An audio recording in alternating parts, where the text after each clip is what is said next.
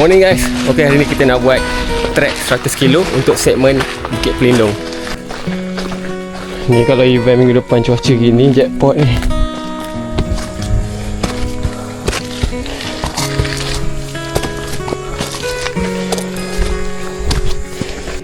RM20 lah. Gila lagi lah. Balik.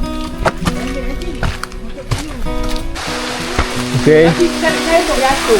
Ini saya buat video. Mana? All waterfall. Kita nampak guys.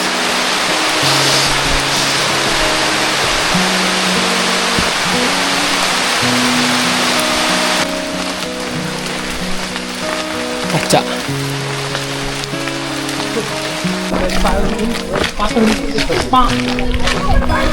Berkabus pagi ni. Syok. Okay, ni waterfall. Topak air dulu.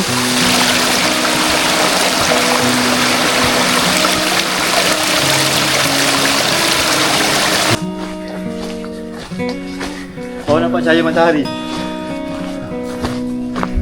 Hari ni tak panas Bukit Botak sejuk hari ni. Ini kalau ikutkan mendidih kepala otak sini. Bukit Botak. Bukit Botak kejam. Tak kejam Bukit Botak tak kejam. Botak baik lagi. Sini.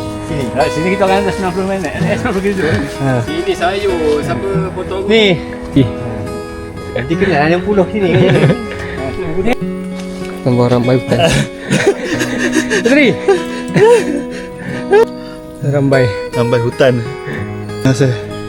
Cik gini.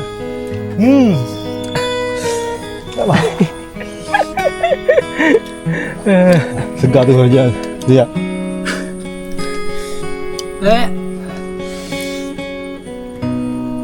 Okey, akhirnya dah selesai menu hari ni.